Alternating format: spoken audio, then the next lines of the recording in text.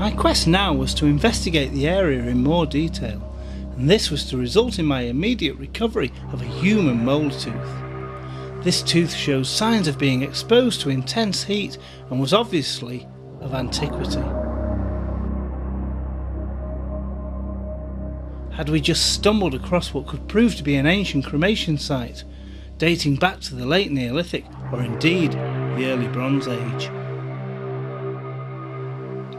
Whilst the landscape looked promising, the evidence recovered of early Bronze Age casting could not be disputed. Just look at this bronze waste from an ancient furnace. Here was a site that had no intentions of giving away its secrets. An early disc of hammered silver was found close to the burial mound. Just what lies under this earthwork is anybody's guess.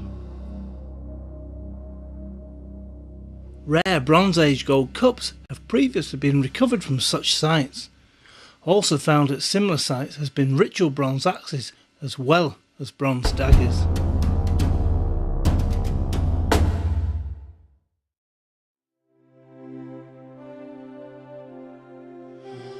As the metal detecting surveys continued, the land was scoured for further evidence of our prehistoric ancestors.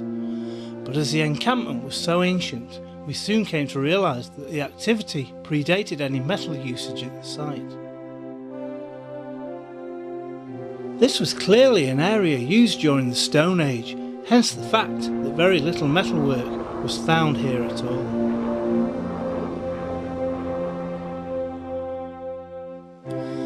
The best method of recovery was clearly going to be field walking, and both detectorists and archaeologists searched the site together.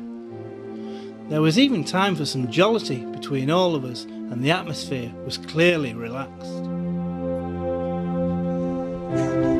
60 metres, and now you tell me you haven't even twisted.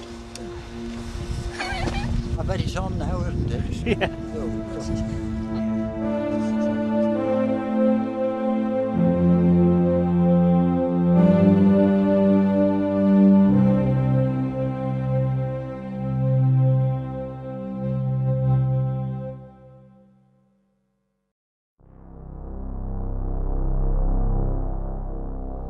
There is no doubt that this is indeed an ancient landscape. And this collection of flint implements picked up whilst walking the freshly ploughed fields was proof of that in itself. As the fields had just been re-ploughed, both Brian and Howard set out to work to try and locate any metalwork that may have been disturbed by the plough. But no matter how much work was put into the searching, the land was clearly in no rush to give up its secrets. Although bronze work was being recovered, it was more recent and probably from the 18th century.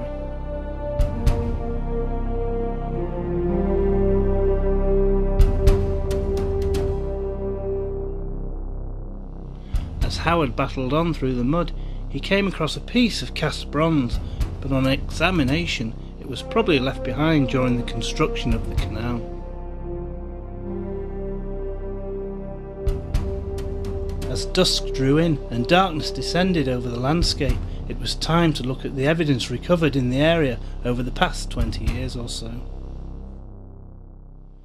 By visiting our local museum, it was clear to see the evidence of early man in the area. Even human skulls recovered from a nearby river had been dated to prehistoric times. Many examples of Bronze Age cremation pots had been excavated only a few miles from our site.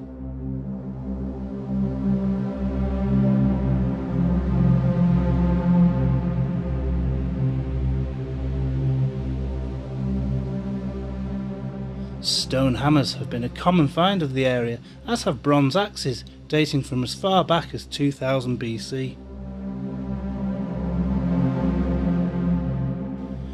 Even Bronze Age swords have been recovered. Just look at these socketed bronze spearheads found by navvies back in the 19th century during the construction of the Manchester Ship Canal. During a recent excavation of a cremation by archaeologist Derek Pierce, a rare Bronze Age artefact was discovered. this is one of the most horrific experiences I had in archaeology. I was called over and somebody said, "Is this anything?" And that was dumped in my hand. And we were looking for a burial site, probably of a splinter group from the particular Baptists or somebody like that. That was a date of about 300 years old. That was dropped into my hand. I knew it was bronze, which came after the Stone Age and before the Iron Age. And that was all I knew about it at the time. But it's come up with a date of 1485 BC from the cremation that was found underneath it. Presumably this was to guard him on his way to Valhalla or wherever he was going. But the kick that I got, it was just like a punch in the stomach from the adrenaline of finding something totally unexpected. I mean, it's a fantastic find. I mean, finding it with the cremation obviously has given you a really good date for it, and it does fit in well with that type of object. These sort of flat knife type objects with tang, with the riveted tang. Not very large, so unlikely to have been used as a weapon. More likely to be just a personal knife, probably for domestic use.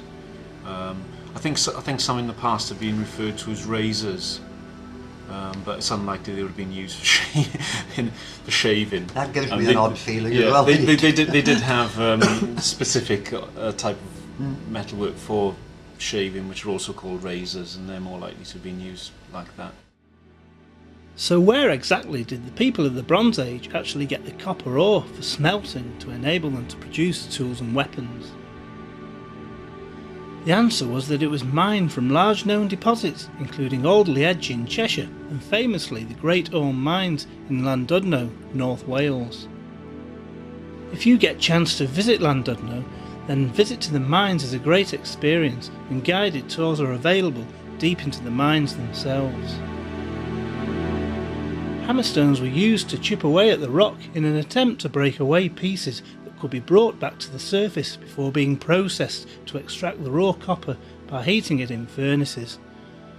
The addition of tin ore is what made such a high-grade bronze possible. During my research and investigations, I have recovered many examples of bronze casting waste left behind by Bronze Age man, including this bronze riser that has come from a mould. Notice the long thin section that would have fed the mould with molten metal, and at the top is where the excess bronze had gathered in the neck of the mould. This early Bronze Age miniature axe was recovered during my investigation into what I believe to be an ancient settlement.